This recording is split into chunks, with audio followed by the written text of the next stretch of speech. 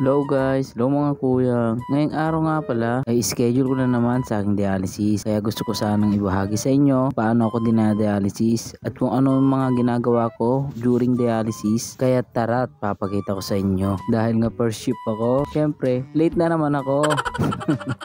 Kasi nga hindi pa ako nag-uumagahan. Kaya yan, dumaan muna ako dito sa paborito kong kainan. Kaya yan, kumain na nga muna ako para nga hindi ako manghina habang dinadialysis. At pagkatapos kong kumain, ay dito na nga pala ako. Tapos na nga din pala akong magtimbang dito. Hindi ko nga lang na-videohan kasi nga nagmamadali ako. At bago ka nga masalang dito, syempre kailangan mo munang magtimbang para alam ng mga nurse kung ilan yung hahatagin sa'yo at kung ilan yung ipapahatak mo. Mahirap din kasi pag nasobran sa hatak at mahirap din pagka nagkulang sa hatak. O diba? Pares na mahirap.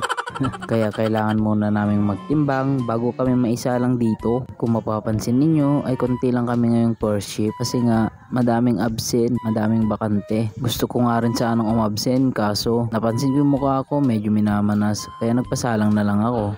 Kasi ang schedule ko rito MWF Monday, Wednesday, Friday. Ina-absenan ko yung Wednesday ko. Tapos Friday na lang ako pupunta. Pero sa ngayon, napansin ko yung mukha ko medyo minamanas. Kaya nagpasalang na lang ako ngayon, Wednesday. At dito nga ay nakahanda na yung itutusok sa amin. Dito nga dadaan yung mga dugo namin papuntang machine. And then yung isa naman, pagka nalinis na dun sa machine, babalik din sa amin. Bali dalawang pan kasi yun, host. Hindi ko namamalayan na itusok na nga pala ni sir yung isang needle. Hindi ko na naramdaman kasi medyo makapal na kasi yung ugat. Sa mga hindi ho nakakaalam, almost 7 years na po kasi ako nagda-dialysis.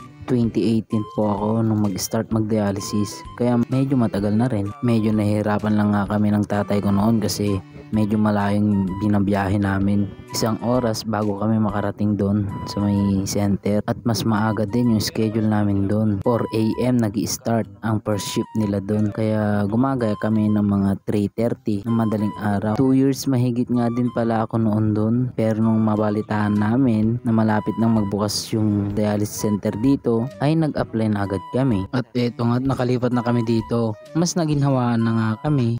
Ano ba yan? Dami ko na naman nasabi. So balik nga tayo dito sa dialysis. Dito nga inaantay ko munang may set nila yung machine. Then pagkatapos isasalang na ako para pwede nang lutuin. Ay, ibang salang pala yun. Oh, ayan, nakasalang na nga ako. Syempre, mag-aantay tayo dito ng 4 hours. Oo, 4 hours. Ganun katagal. Kaya minsan, kapag tinatamad akong manood sa cellphone ko at naboboring ako, natutulog na lang ako. Para hindi ko namamalayan, natapos na pala ako. At dito nga yung mga iba kong kasama, tulog na. Maaga silang nasalang dahil maaga silang dumating.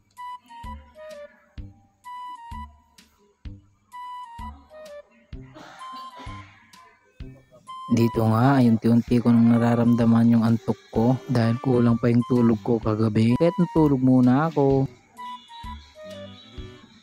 At pagkagising ko, naramdaman ko naman ang gutom ko. Buti na lang at may dala akong Skyflakes na baon. Kaya nagmerienda muna ako.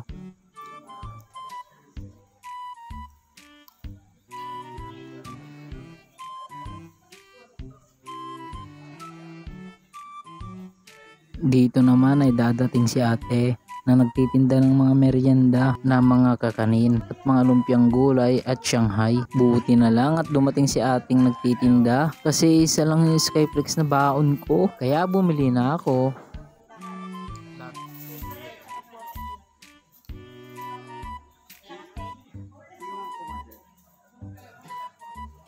Dito nga inaantay ko si ate habang nagmemerenda ako ng Skyflakes at nagtataka ako kung bakit napakatagal ni ate. Ayun, nakalimutan pala niya. Walang dumating. Naku naman ate, bakit mo naman kinalimutan? Pero okay lang yun ate. Basta next time, papautangin mo ako ha?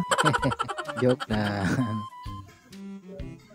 Malapit na nga pala akong matapos dito mag-dialysis. Kaya umaasa pa rin ako na darating si ate. So wala pa rin talagang dumating. Wala talaga ate. Ayan, tapos na ako nag-dialysis, wala ka pa rin.